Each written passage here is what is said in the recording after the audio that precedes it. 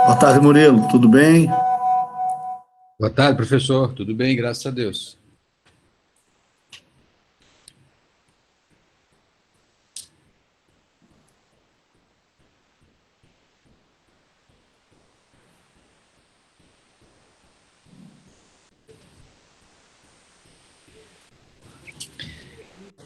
Boa tarde a todos, muito boa tarde.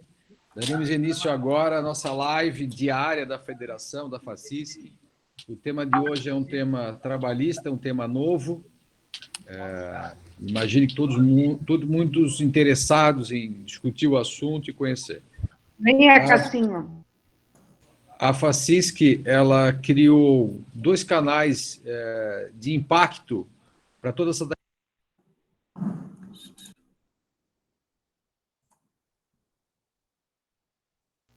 Doutor Murilo está sem o áudio.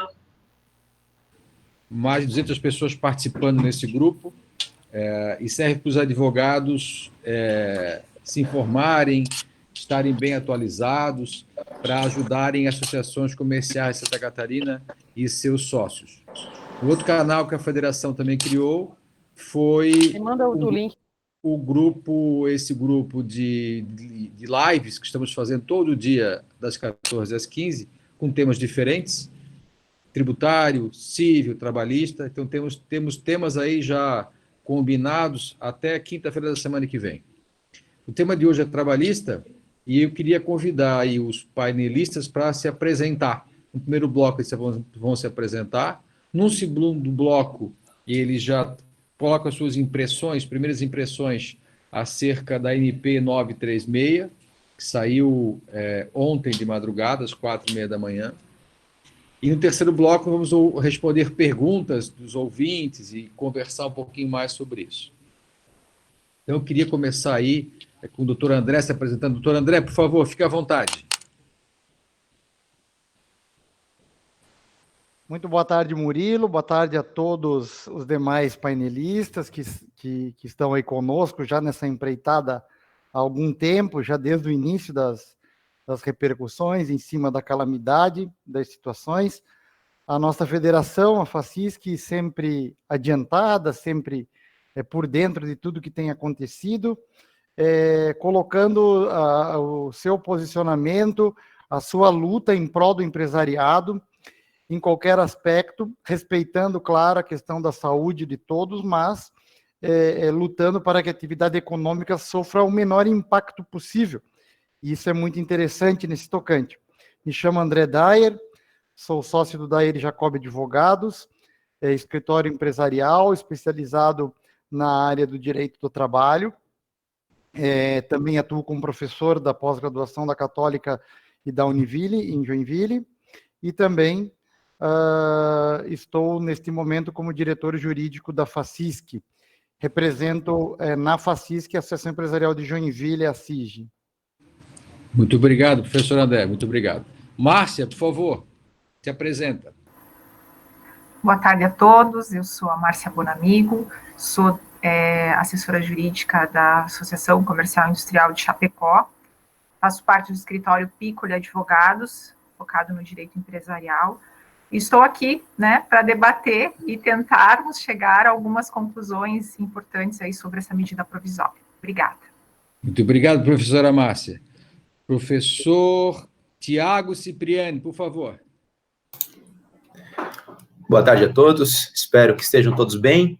Meu nome é Tiago Cipriani, sou de Presidente Getúlio, sou diretor da Associação Empresarial aqui de Presidente Getúlio, também presto assessoria jurídica para a associação, sou sócio do escritório Cipriani e Advogados Associados, eu sou especialista em Direito do Trabalho e Direito Constitucional, e gostaria de aproveitar o momento aqui para cumprimentar especialmente o doutor Murilo, aí, que vem fazendo um excelente trabalho à frente dessa crise que a gente vem enfrentando, também a FACISC, por disponibilizar esse espaço democrático de conversa aqui entre excelentes profissionais que são os senhores, e cumprimentar também os demais painelistas ali, principalmente o doutor André, a doutora Márcia, o doutor Mauro, e devolvo a palavra ao doutor Murilo. Muito obrigado, Tiago, muito obrigado a todos. Meu nome é Murilo Gouveia dos Reis, sou advogado da FACISC já há 19 anos, e aprendo com todos vocês. Nós estamos fazendo aqui uma tarefa, a pedido do Johnny Zulauf, realmente que é integrar Santa Catarina, deixar os advogados bem informados. Ninguém ficará para trás. Esse é o lema que a gente está usando no departamento jurídico, ninguém ficará para trás. Nesse momento, os médicos estão salvando vidas, né, salvando CPFs, e nós, advogados, que salvaremos os CNPJs num segundo momento, hoje e num segundo momento. Então, nós precisamos realmente estar bem atualizados, bem organizados, né, para que a gente faça esse movimento. A partir de segunda-feira, todo o corpo jurídico vai se focar nas ações judiciais coletivas, tributárias, pedindo para retardar o pagamento de tributos estaduais e pagamento de tributos federais. Isso é uma operação quase que de guerra. São 7 ações federais e mais de 200 ações cíveis nas varas da Fazenda de toda Santa Catarina. Então, todos os 55 advogados aí da associação serão chamados a ajudar nessa operação de guerra. Muito obrigado a todos. Eu vou, então, passar a palavra, primeiro, para Márcia Paula Bonamigo, lá de Chapecó, que já está participando de várias lives, para dar a sua primeira impressão, Márcia, dessa nova MP, dessa 936, que estamos todos aprendendo juntos, né? Márcia, fique à vontade, por favor. Ok, obrigada, doutor Murilo. São tantas, né, informações que nós temos nessa medida provisória, mas o que nós temos observado, nossos estudos aqui, é de que o empresário, nesse momento, teve um gás um pouquinho melhor, né? O que nós tínhamos no cenário da medida provisória 927, do dia 23 de março, foi muito sutil, né? E este veio com uma possibilidade maior, essa nova medida provisória, 936, dando possibilidades de dividir um pouquinho desse prejuízo, né, com o governo federal. Tá?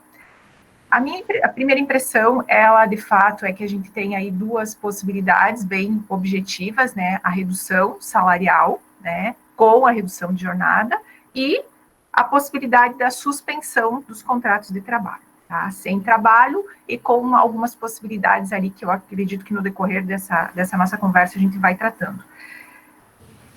Primeiro ponto, né, que é o mais discutido quando a gente fala na esfera trabalhista, isso nós estamos já tratando e já viemos nessa questão de tratarmos a constitucionalidade ou não desta legislação, né? É o primeiro debate, é o primeiro enfrentamento que a grande maioria dos empresários, dos próprios advogados que estão tratando disso, os próprios sindicatos que estão super envolvidos, né, agora, é de que se ela é ou não constitucional.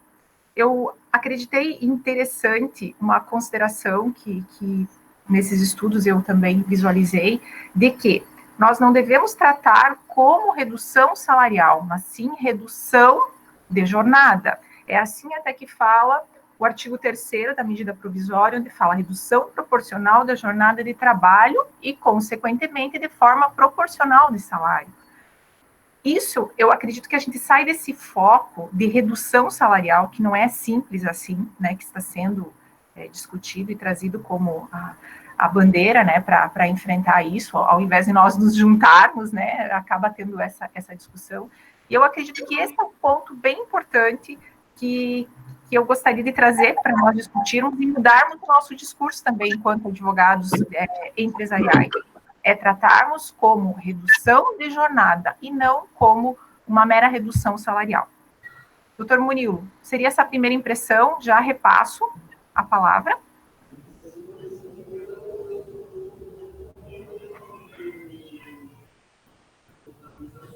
Doutor Tiago, por favor. Bem, quando a gente fala em edição de uma nova norma, eu gosto de me perguntar as seguintes questões: o que, por quê, como e quando, né? Então, o que é uma nova medida para enfrentamento desse estado atípico de calamidade pública que a gente vem enfrentando em razão dessa crise, dessa pandemia mundial, né? O porquê é que a medida provisória anterior, a 927, ela veio para colaborar, mas ela não se demonstrou suficiente para o empreendedor resolver todo o problema que ele tinha de folha de pagamento e etc. Então, os instrumentos que lá tinham não eram suficientes para o empresário resolver seus problemas. Principalmente porque uma das questões mais esperadas, que era a suspensão do contrato de trabalho, foi imediatamente revogada, eu diria até mal formulada na primeira medida provisória, naquela 927.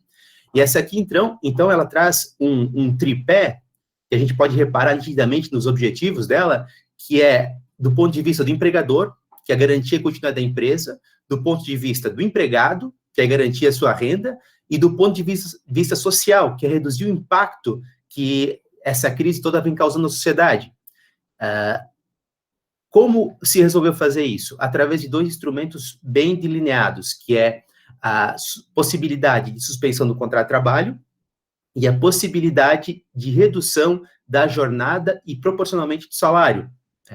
E o governo, em contrapartida, instituiu um benefício emergencial para complementar, então, a renda desse trabalhador que vai ser afetado por essas medidas, né? Agora, a única das perguntas que eu me propus a fazer, que ficam sem resposta, ainda é o quando, porque ainda não temos um instrumento eficaz para colocar em prática essas medidas. Estamos esperando o Ministério da Economia.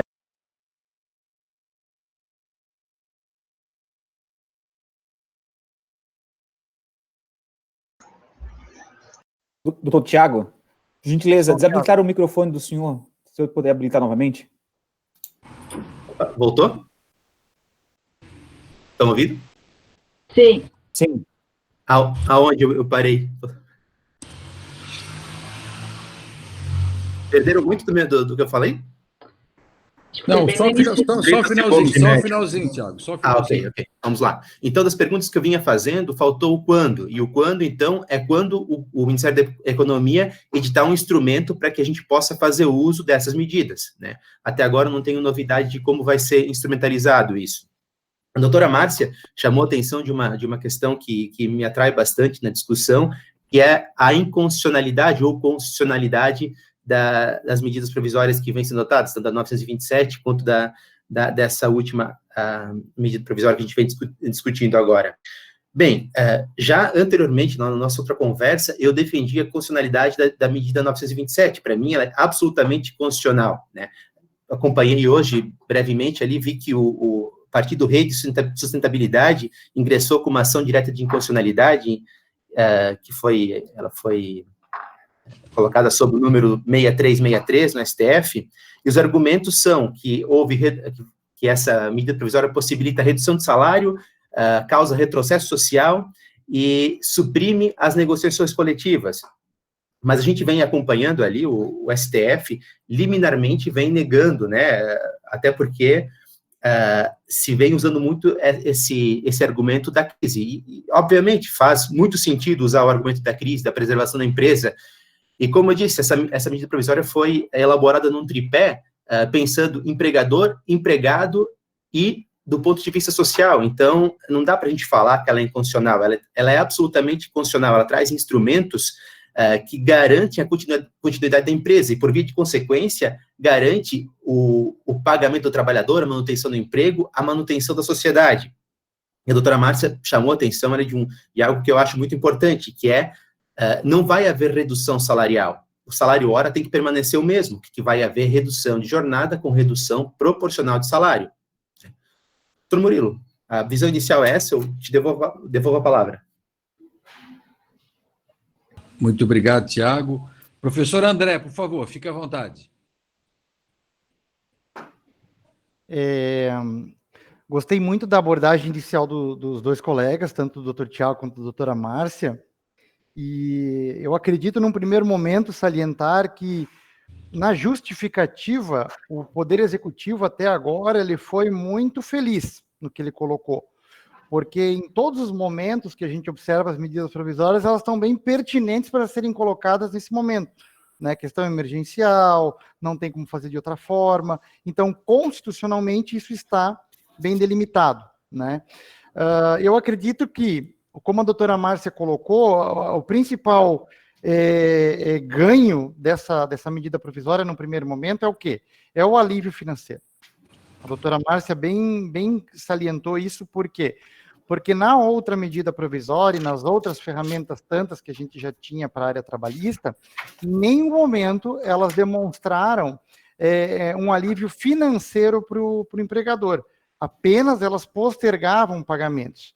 Então, assim, foi uma ajuda interessantíssima, né?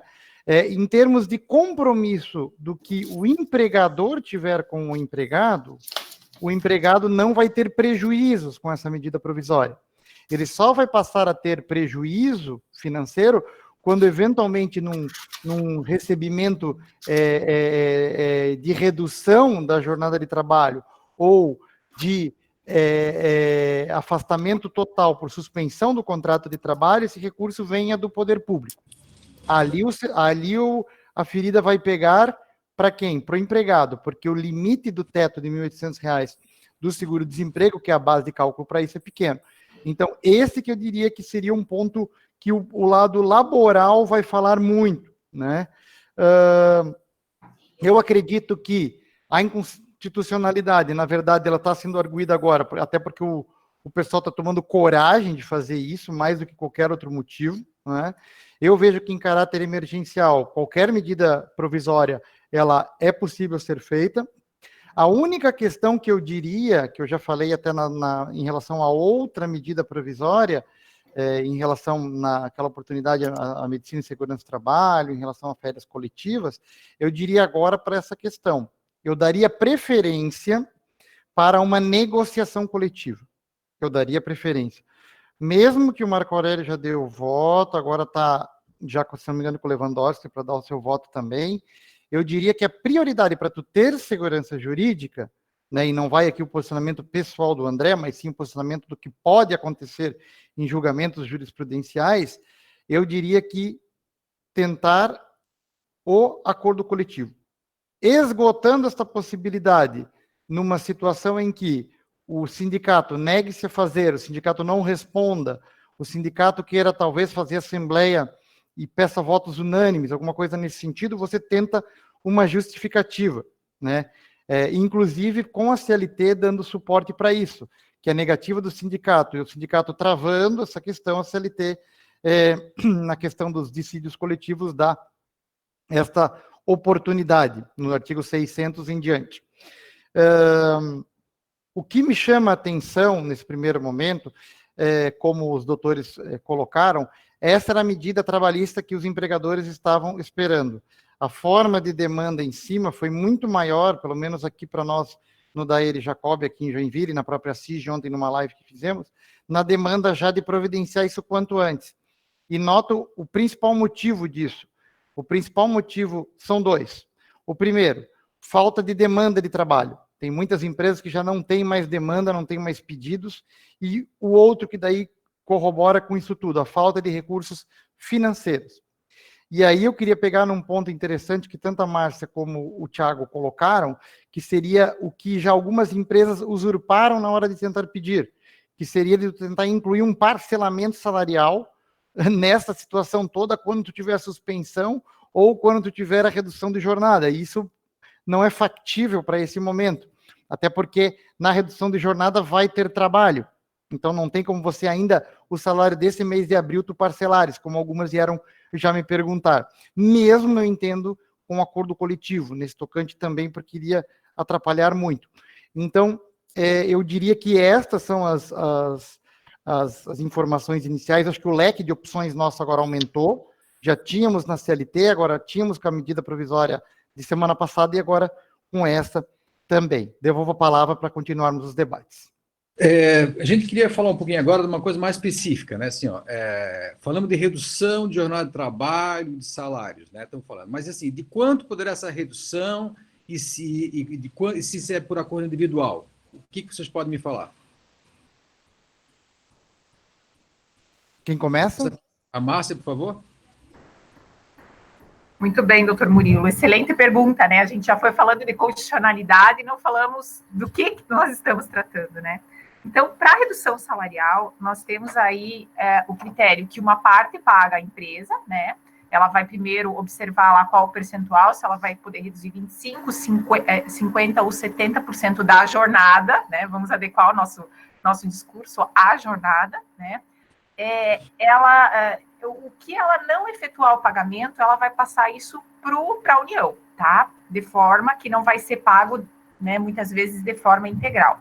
Então, essa jornada sendo reduzida de forma proporcional, reforço que sempre buscar a possibilidade da negociação coletiva, né? Mas a legislação fala que até 25% ela pode ser por acordo individual, com qualquer valor de salário.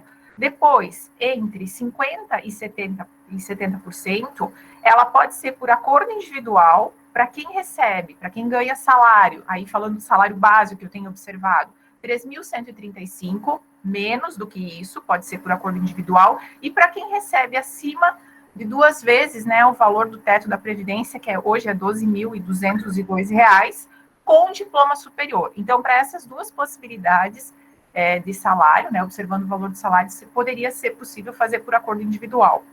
O que estivesse no meio desta faixa salarial, de 3.136 até 12.201, teria que ser por negociação coletiva. Então, essa grande parcela foi determinado que fosse para negociação coletiva. O prazo é o máximo até de 90 dias para essa redução, né?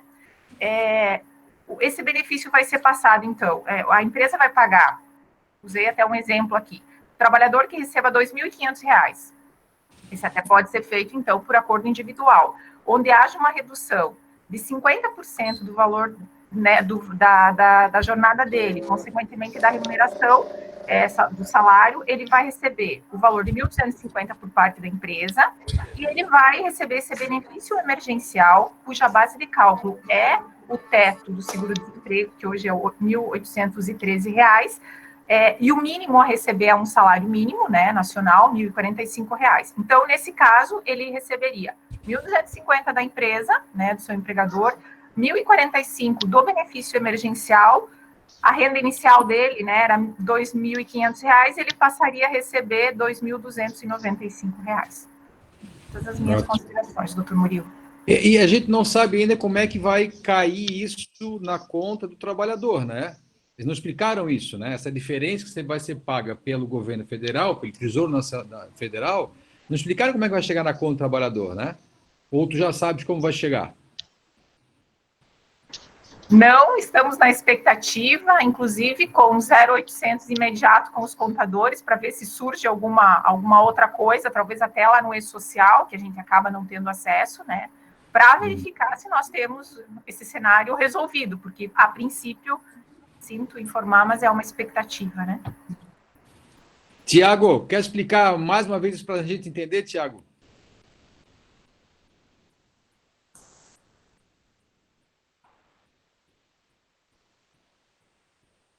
Tiago? Som, Tiago. Agora sim? Agora deu. Vamos lá, então. Em complemento, o que a doutora Márcia falou, já explicou muito bem essa questão da redução da jornada com redução proporcional de salário, mas vamos lá.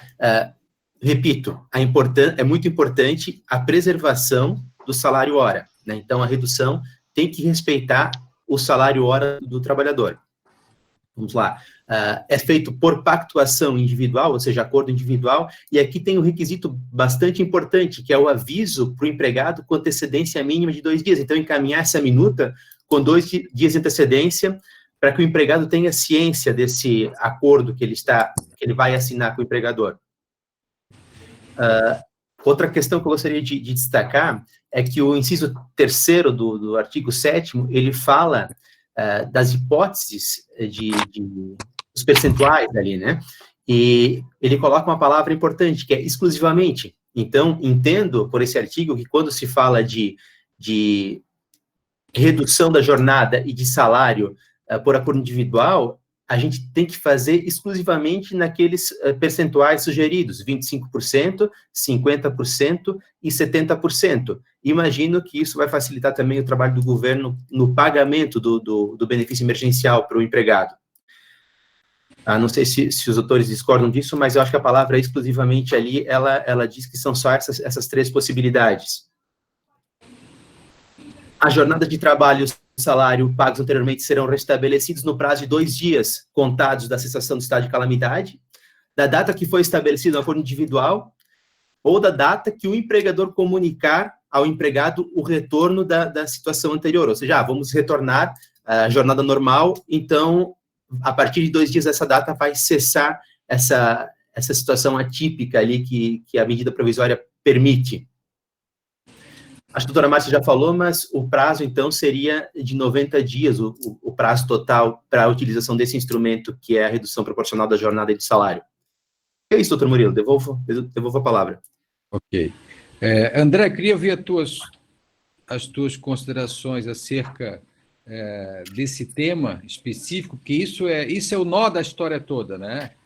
Redução do salário, redução de tempo de trabalho, quem paga a conta, o que o governo paga a conta, isso ainda a gente está digerindo tudo isso, né? Essas faixas foram feitas porque o governo não conseguiria calcular outras faixas, né? Ele tem pouco tempo para calcular, então já está pré-estabelecido, é A, B ou C, não teria uma quarta justamente por isso, para ele poder já fazer esse cálculo e chegar. André, como é que estás conseguindo fazer essa negociação aí, se é direta com o trabalhador, vai fazer prioritariamente os sindicatos, né? Eu acho que os sindicatos têm uma boa oportunidade aí para voltar à cena, né? Que ficaram tão apagados depois da reforma trabalhista, mas tem uma boa oportunidade, André. Me fala alguma coisa, André.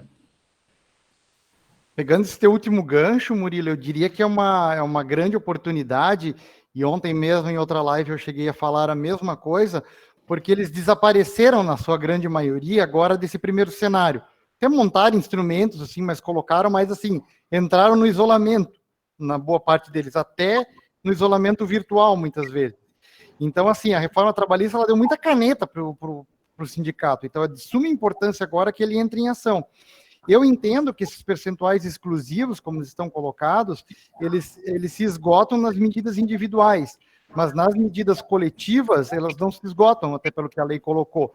E eu diria que até se quiserem estabelecer 30%, ali que não está, que é entre os 70% e entre os 25%, você pode, de repente, estabelecer. A lei fala até em menor que 25% e em maior que 70%. Né, para o caso de coletiva, mas eu diria que por interpretação a gente pode entender um meio termo nesse tocante, né?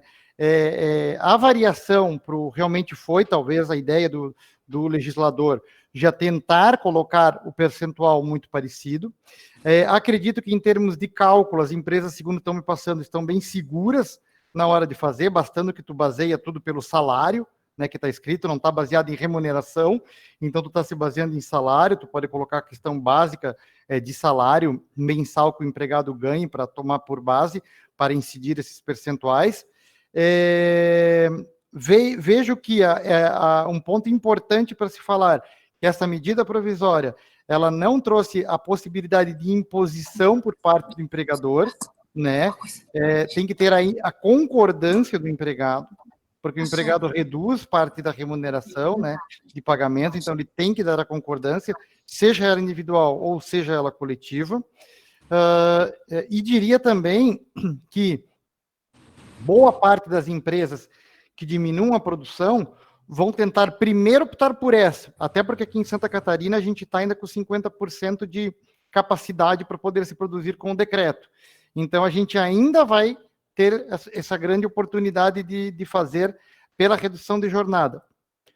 Até entrando já um pouquinho na parte da suspensão dos contratos de trabalho, realmente ali o governo vai pagar inteiramente o valor, e vai pagar um valor extremamente irrisório perto do valor que o empregado ganha, porque tu suspende o contrato de trabalho e paga-se o teto da questão envolvendo o seguro-desemprego, esses 1.813. Só que daí, quando a empresa faturar mais do que 4.800.000 reais no ano de 2019, aí ela ainda tem que arcar com 30% dessa condição. E o governo automaticamente com 70% dessa situação.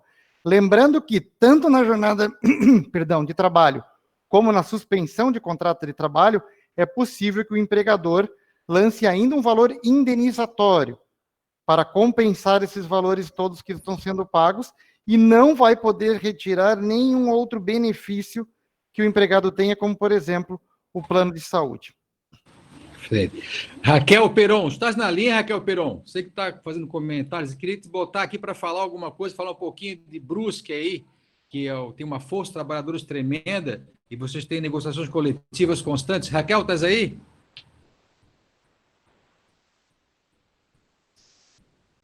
Estou aqui. Então é só apertar o botãozinho e começar a falar, Raquel.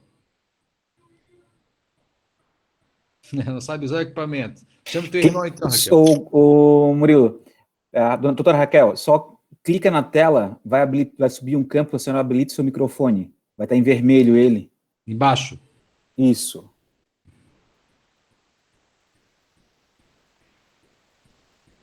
Deixa eu fazer um comentário aqui, enquanto a Raquel se acha lá. Eu queria depois falar com vocês, 3 debatedores, sobre... Tem um artigo nessa lei que ele tem um nome específico, né? O artigo 17 chama-se artigo Volia Bonfim. Foi da lavra dela, né? Que é o Acordo Coletivo Express. Depois eu queria falar com vocês sobre isso, o artigo 17, que na hipótese de tentar fazer a coisa coletivamente, que eu estou encontrando muita dificuldade, pelo menos em Santa Catarina, nós podemos usar o Acordo Coletivo Express, né? Porque a dificuldade de fazer o acordo coletivo é quando o sindicato não quer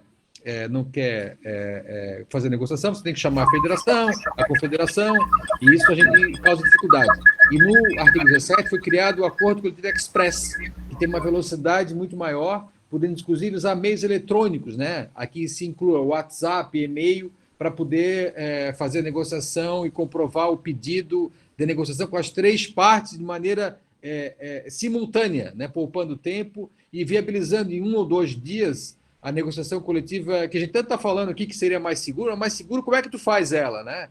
Queria ouvir um pouquinho isso. Raquel, conseguiu te achar, Raquel? Não deu. Professor Mário César, suas impressões?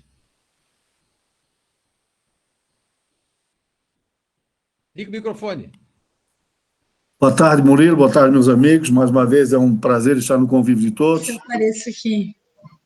De fato, as medidas trazidas pela MP 936 e os comentários dos 3 colegas são bastante oportunos. Tá bom. Eu queria, então, cumprimentar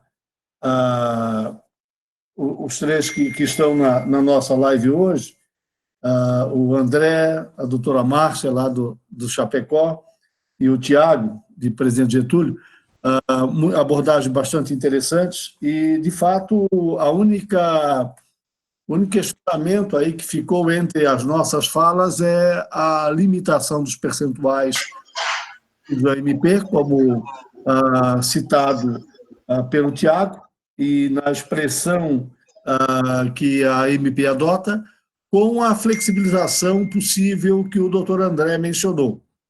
É evidente que nós, ontem, até numa live, nós comentamos que teríamos um período de intensa litigiosidade, e o que nós pudermos evitar de dar aso à litigiosidade seria bastante oportuno. Talvez haja quem possa inclinar qualquer percentual diverso da medida provisória como algo além daquilo que foi legislado e autorizado.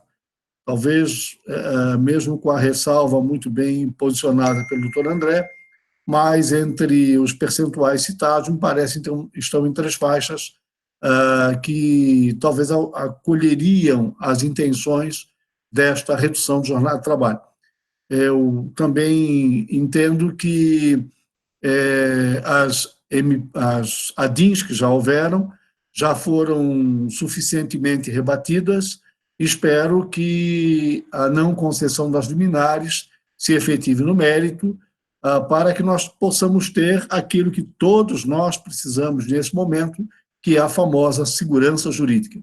E aí estamos num campo um pouco minado, mas que precisamos todos fortalecer a segurança jurídica para que nós tenhamos convicção das orientações aos nossos associados e aos nossos clientes, evidentemente, com relação a essa tomada de posição. Raquel, te achaste, hein, Raquel? Achei. Precisei da ajuda dos universitários, mas no final deu certo. Que bom. Boa tarde, Murilo. Boa tarde a todos.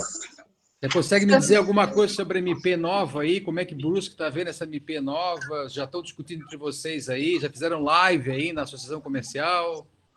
Olha, Murilo, estamos aqui numa expectativa grande, né, com relação a essa MP, já passamos os dias aí lendo, tentando interpretar, buscando como, né, auxiliar os nossos associados e também as empresas e tudo mais que estão precisando desse fôlego para poder tocar suas atividades aí nos próximos meses. E eu até fiz um questionamento ali no grupo, teve até uns colegas até que me responderam, porque a principal dúvida aqui, que está deixando a gente um pouco inseguro, é com relação a essa possibilidade de reduzir salário, reduzir jornada através de acordos individuais, né? Temos aí o... Sendo ouvida? Desculpe. Estou ouvindo. Então, perfeitamente. Então, temos ali o artigo 7º, né, da Constituição, que expressamente vedaria, né, essa possibilidade de redução salarial, se não por acordo ou convenção coletiva, e, claro, vem agora a medida provisória tornando isso possível através de acordo individual. Então, gera uma baita de uma insegurança para todos nós no meio jurídico de como aconselhar, então, os nossos clientes nesse momento, os associados, passando essa informação, sim, façam através de acordo individual, tá tudo certo, reduzam aí salário, reduzam jornada, e depois a gente tem um problema, uma dor de cabeça muito grande lá na frente com o judiciário se opondo a isso por algum motivo, né? Então, até gostaria de ouvir de todos vocês aí, o que pensam sobre isso, se vamos dar força, então, a esses acordos individuais, vamos, né, passar para os nossos associados e para os nossos clientes que sim, e que podem fazer através de acordo, que estariam seguros aí pela MP. Bom, eu vou passar a palavra na ordem, só precisa botar mais uma pimenta nessa comida, para ficar mais difícil para os três, né? Senão fica muito fácil para os professores aí. O artigo 2º e 3º da 927, a primeira, né, antes da 936, né, eles deixam muito claro a possibilidade de fazer negociações.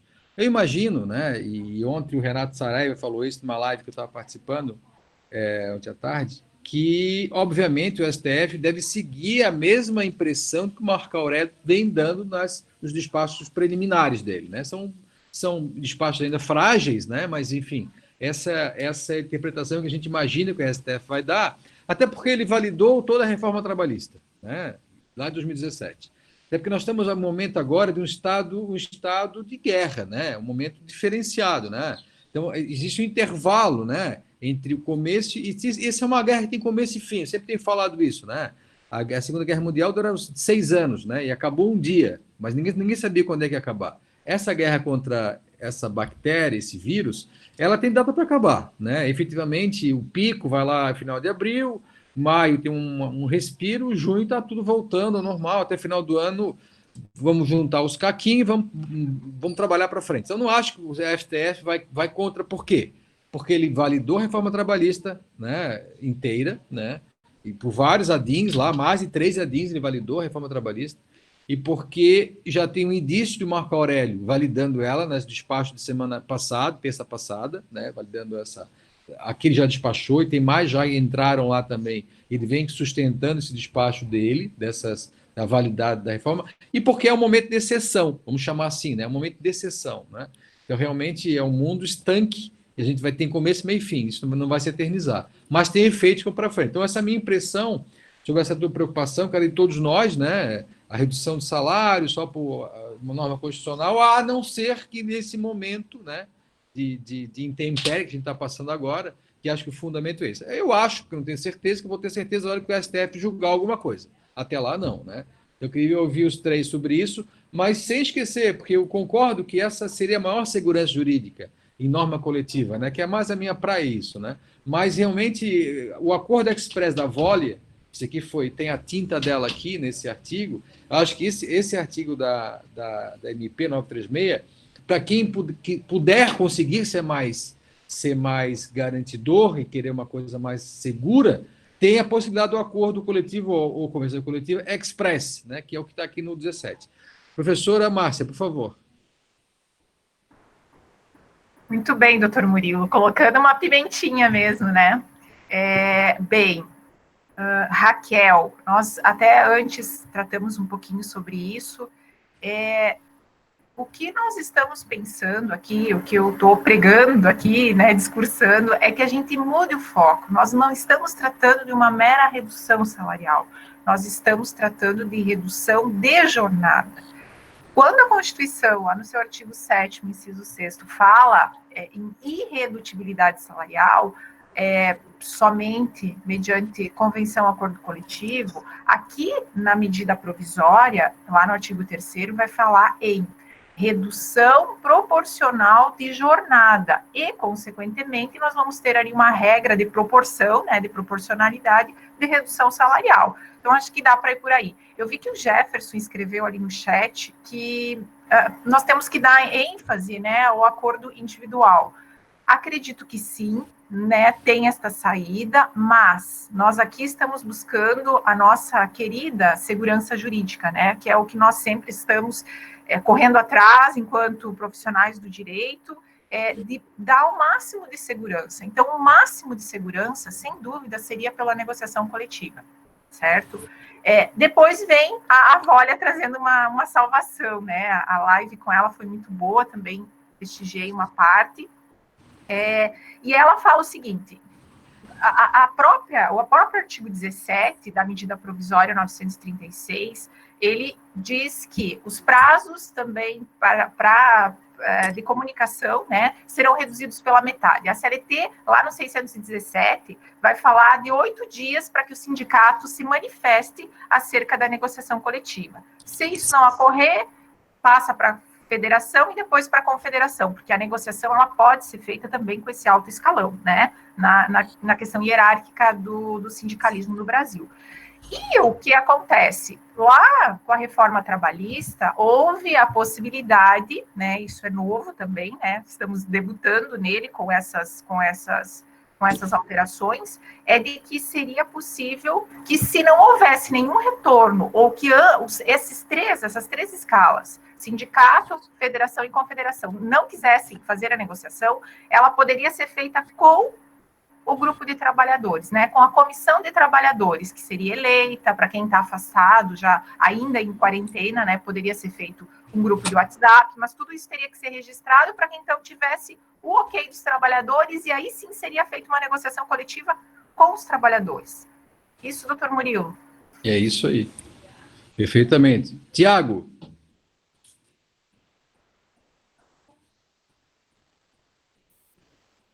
Vamos lá, então. A doutora Raquel de Brusque fez observações pontuais e valiosas ali, e ela entrou num campo que eu gosto bastante, que é o direito constitucional, e eu vou voltar lá também, então, porque eu acho bem interessante.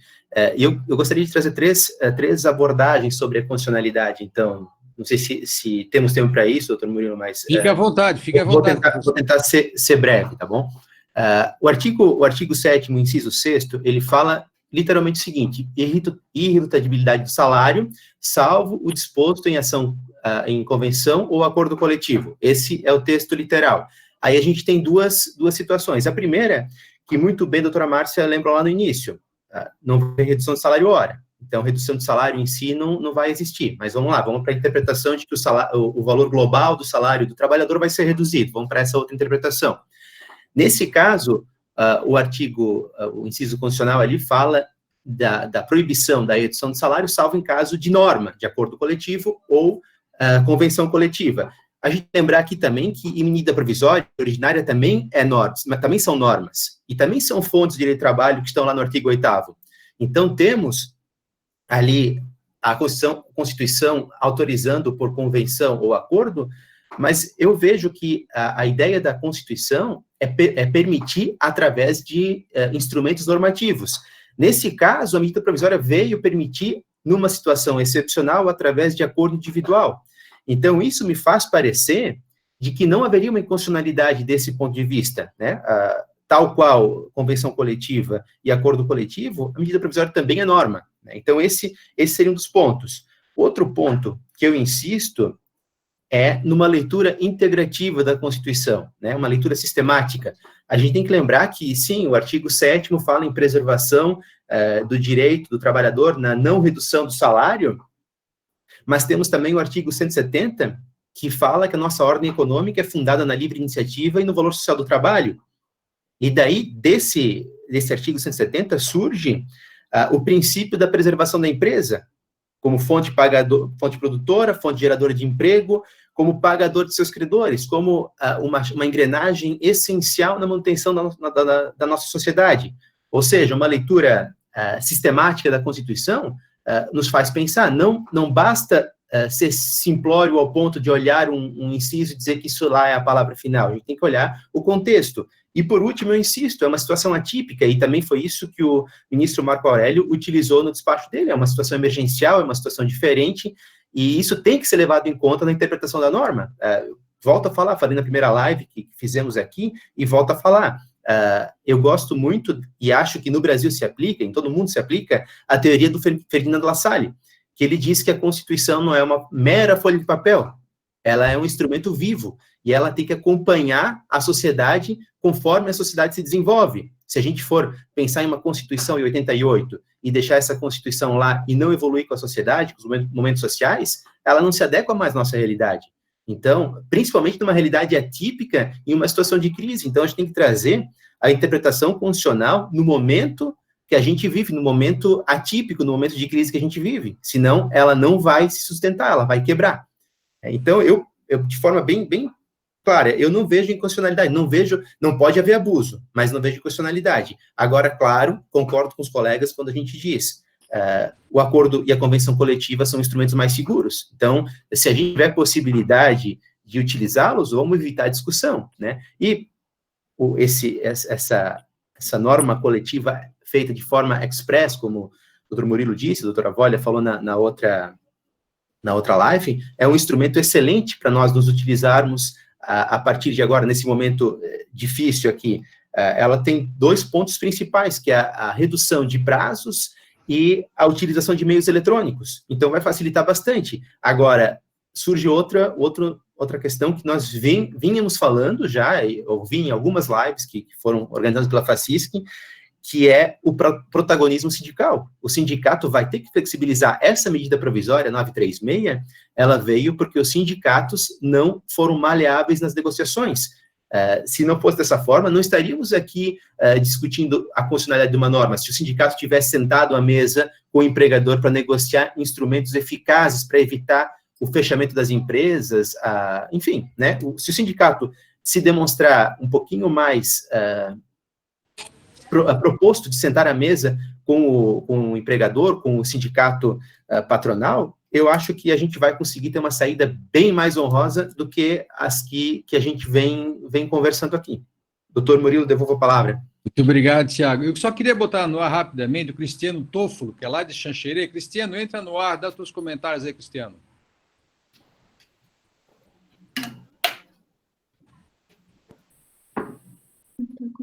Boa tarde, todo mundo está me ouvindo? Perfeitamente, Cristiano. Pode falar, fica à vontade. Bem, boa tarde a todos. Murilo, o que mais me preocupa é essa negociação com os sindicatos. Eu acho que isso vai ser o grande mote dessa medida provisória. E me deixou um pouco chateado porque pegou a maior parte dos trabalhadores, que é nesse parâmetro de salário.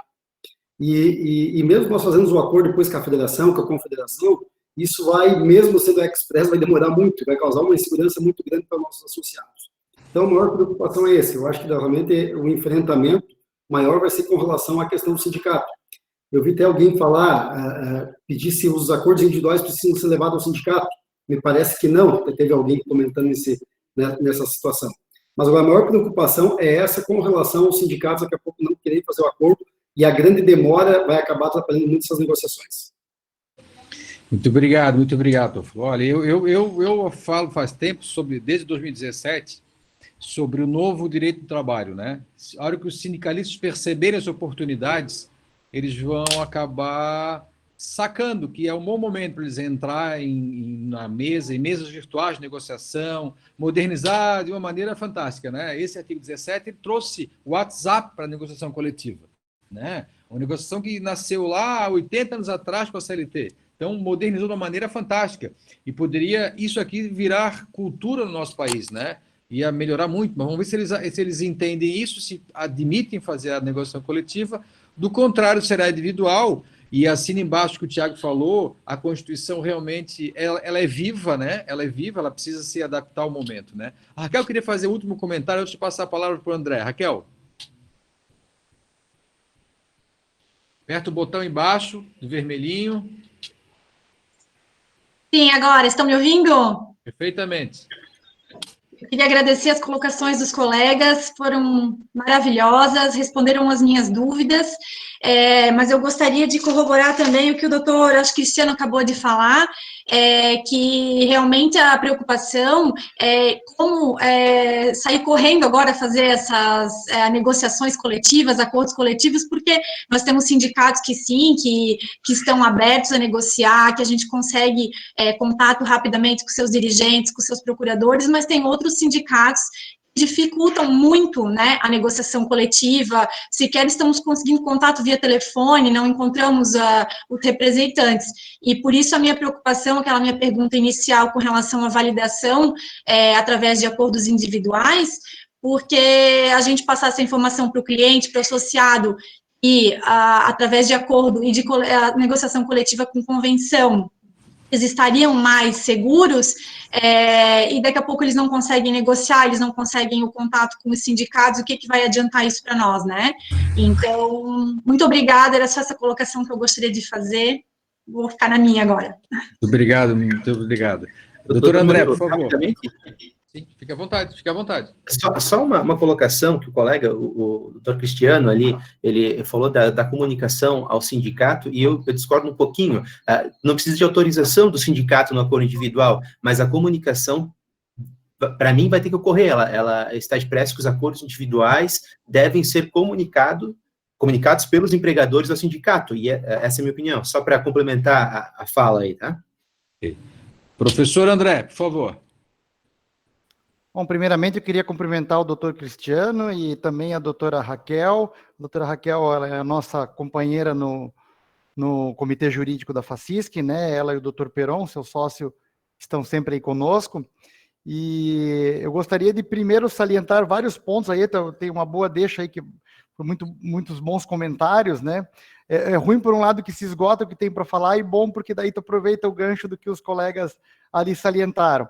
Mas dizer primeiramente que eu acredito que o que os colegas já esgotaram é com o nosso posicionamento em relação à constitucionalidade, né? Eu vejo que a gente tem a ideia aí bem convergente, né, de todos que foram, que comentaram, incluindo que a constitucionalidade, ela é prevista no nosso posicionamento, certo?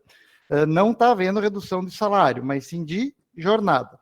Ponto. Mas a minha preocupação, ela não vai ficar no voto do Marco Aurélio, não vai ficar talvez no posicionamento que o STF vai fazer, porque a gente sabe que muitos processos judiciais depois acabam não conseguindo, por questão legislativa brasileira, subir a tribunais superiores, né? Um recurso de revista, né, no termo jurídico, para o TST, ou um extraordinário para o STF, depende de uma série de requisitos.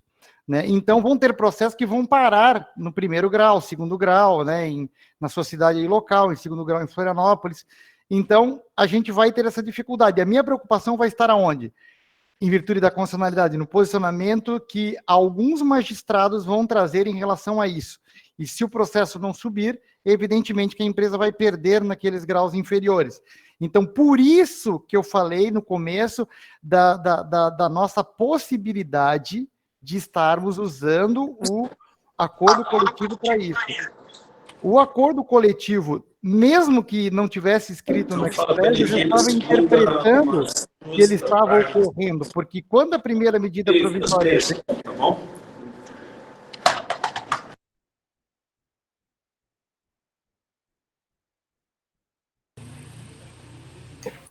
André, libera...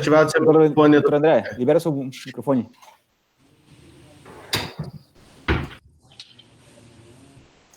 Voltou, ok. Voltou, tinha caído, né? Sim. Então, eu entendo que boa parte dessas situações, como eu estava falando, vão ter que se dar por acordo coletivo. Justamente por que você está falando isso, André?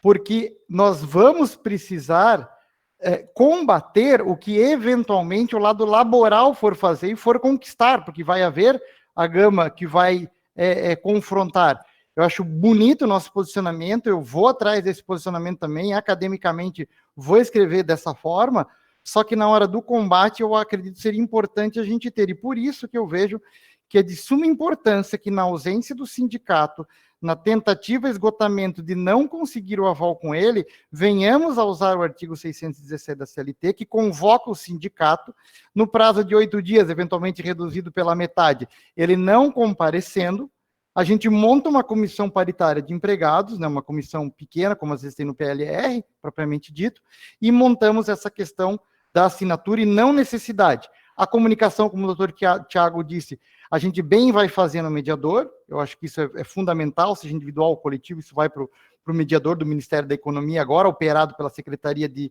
Trabalho e Previdência, e voltar um pouquinho ali na discussão até que o professor Mário César colocou até, digamos, de ficar no leque do 25%, do 50%, do 75%, dizer que a gente não precisa se basear nesse ponto, porque o artigo 11 foi muito claro da medida provisória, ao dizer que, por acordo ou convenção coletiva, percentuais abaixo de 25% e acima de 70% vão ser comportados nessa questão.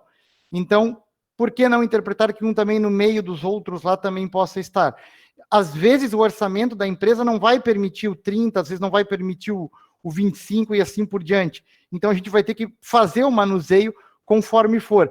Eu acredito que a gente tem boas ferramentas para se operar individualmente até, caso o sindicato não venha a comparecer, mas fazendo-se homologar de modo eletrônico, né, essa questão express que foi colocada no debate anterior, pelo modo coletivo. É uma operação individual transformando-a em modo coletivo. Eu acredito que assim a gente vai conseguir ter essa boa construção. Então, a minha preocupação qual vai ficar no posicionamento de alguns magistrados a partir de algumas abordagens laborais contrárias à constitucionalidade da questão. Professor André, concordo com o senhor, número, gênero e grau. Por isso que no começo eu falei, né, que hoje os médicos estão salvando o CPF, as pessoas físicas, né, e nós vamos salvar os CNPJs. Não tenha nenhuma dúvida disso, nenhuma dúvida disso. Sobre a dúvida, o Rafael que está me falando aqui no grupo do chat aqui, sobre a dúvida dos acordos individuais, no artigo 11, parágrafo 4º, diz o seguinte, da medida provisória 936, logicamente, os acordos individuais de redução de jornada, de salário ou de suspensão temporária do contrato de trabalho pactuados deverão ser comunicados pelos empregadores aos sindicatos. Comunicados. Mandar um WhatsApp, mandar um e-mail, mandar alguma coisa, só para eles saberem o que aconteceu. Só uma comunicação dos acordos individuais, né? Dos termos aditivos aos contratos de trabalho, né? E vamos ter que comunicar que foi feito. Pô, só por isso. Eu queria... A pergunta aqui do Ortigara, lá de Itapema, é uma pergunta... Não pode demorar meia hora, gente. Vamos combinar assim, vamos matar a pergunta em 10 minutos. Os três debatedores, por favor. Ortigara, vou te botar no ar. Pode ser, Ortigara, para fazer a pergunta e o ar para todo mundo de Itapema? Pode sim, Murilo. Muito obrigado pela oportunidade. Não é a área, o direito tributário, o direito do trabalho, mas a gente vê que tem muito associado aqui questionando exatamente isso. A gente está falando aqui em redução de jornada, claramente, com a redução proporcional da remuneração do salário, corrigindo, do salário do funcionário. Agora, tem muitas empresas que estão concedendo benefícios adicionais, né, que integram a remuneração do funcionário, do tipo vale alimentação, vale transporte, benefícios de acúmulo de função, gratificações por tempo de serviço, gratificações extras, enfim, todo tipo de acessório que vai complementar a remuneração do funcionário. A minha pergunta é possível haver essa redução proporcional desses benefícios, reduzindo-se proporcionalmente aí com a jornada? Essa é a minha pergunta. Muito obrigado aos debatedores. Parabéns, está ótimo o debate. Doutora Márcia, puxa a fila, por favor. Tá bom, né? Vamos lá. Olha só. É a mulher mais inteligente, tem que falar primeiro. Tá bom, doutor Murilo. Olha só, quando a gente fala em redução de jornada, nós vamos ter a continuidade da prestação de serviço. O trabalhador vai continuar trabalhando, menos horas, né, mas vai continuar. Então, quando nós falamos em vale transporte, acredito que haja a necessidade, a não ser que ele esteja em teletrabalho ou home office e tudo mais. Vale alimentação, ou auxílio alimentação, um dos dois, isso também vai depender de como que é a instituição, se isso é através de uma convenção, acordo coletivo, se é um benefício concedido pela própria empresa, tudo isso vai ter que ser avaliado. Depois, quando diz respeito à gratificação, né, que foi a pergunta, a gratificação também vai depender, qual é a estrutura desta, qual é a criação dela, para que ela serve? É para um cumprimento de meta, é uma junção de meta com outras coisas, então tudo vai depender, mas nós temos que lembrar que na redução há a prestação de serviço, então vários dos benefícios eles devem ser mantidos, vão ter que ser avaliados caso a caso. Doutor Tiago. Eu também estou por essa de avaliarmos caso a caso, mas tem um dispositivo na medida provisória, não estou encontrando agora a literalidade dele, mas que ele trata exatamente dessa situação. Vamos ver se eu encontro aqui. Enfim, o André já deve até conhecer o artigo, no mínimo já deve conhecer. Doutor André, consegue me ajudar nesse artigo?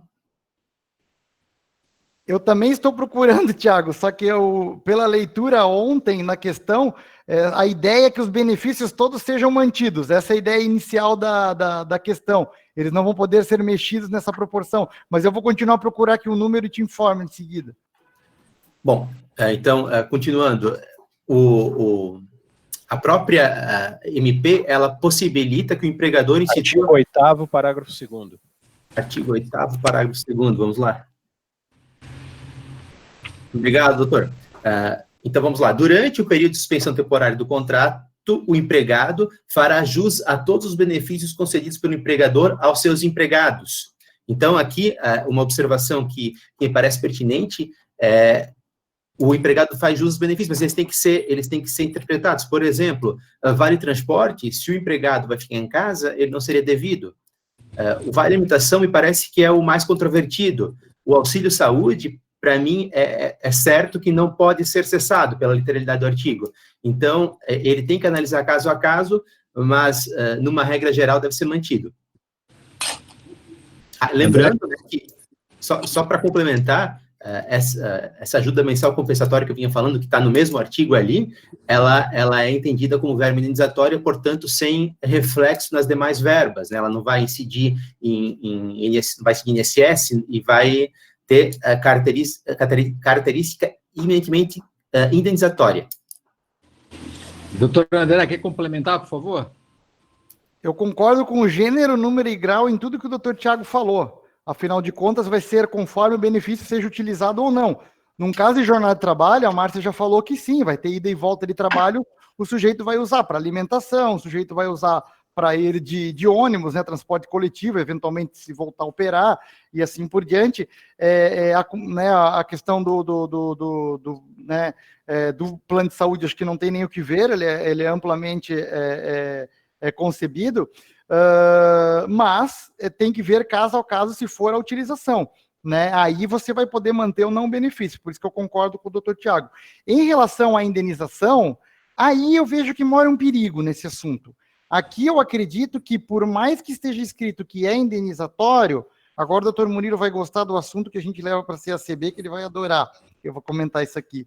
Quando a reforma trabalhista já trouxe que matérias indenizatórias, salariais, não serão mais interpretadas como salariais, mas sim indenizatórias, isso é polêmica geral, principalmente na questão da premiação e assim por diante, como tem na reforma trabalhista.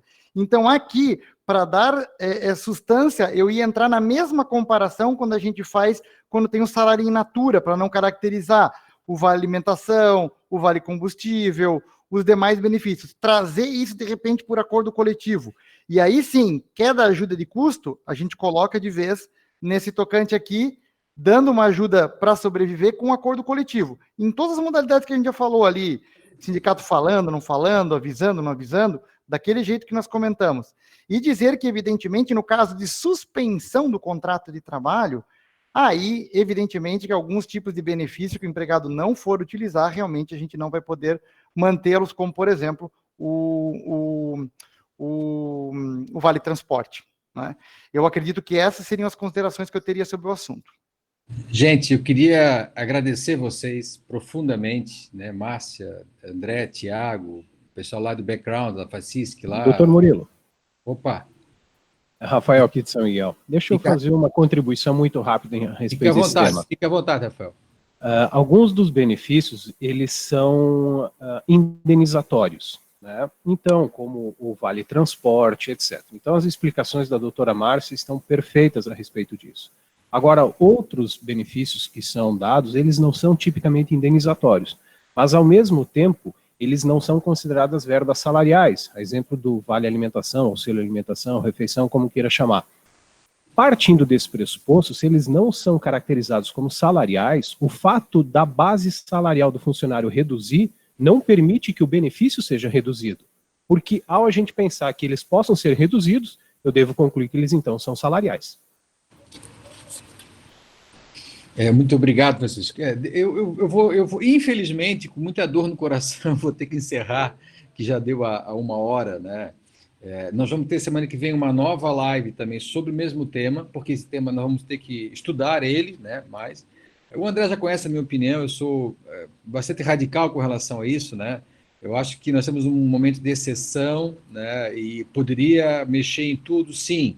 A MP9 é uma opinião muito pessoal minha. A MP 927, do artigo 2º e 3º, falava sobre isso, falava sobre sobrepor a lei, sobrepor a convenção, né? Ela foi muito clara naquilo, e é um momento de exceção. Uma lei dessa não valeria se não tivesse um momento de exceção, obviamente, né? Uma MP dessa, né? Eu acho, minha opinião, que pode reduzir, sim, por um momento de exceção, né? Como o próprio Tiago falou, temos que enxergar o momento constitucional, o momento legal do Brasil numa exceção. Né? Se eu não reduzir tudo, não vou manter os empregos, que é a principal função dessa medida provisória. Mas eu vou convidar vocês para as lives semana que vem, vamos voltar nesse assunto trabalhista, que é um assunto importante, cheio de detalhes, né? Convidar vocês para a live de segunda-feira, que é uma live que vai vir o senador Jorginho Melo, né? Estamos convidando também outros senadores e outros deputados a participar de uma live conosco, falar sobre a legislação do Convite, que está sendo praticada no federal e no estadual. Vai sair o banner hoje ainda, se Deus quiser. Terça-feira tem mais live trabalhista. Quarta e quinta vamos fazer lives sobre câmaras de negociação, que vai ser muito preciso para evitar o judiciário. Então, eu agradeço todo mundo, muito obrigado a todos, e voltamos a falar na segunda-feira, 14 horas. Muito obrigado, gente, muito obrigado mesmo.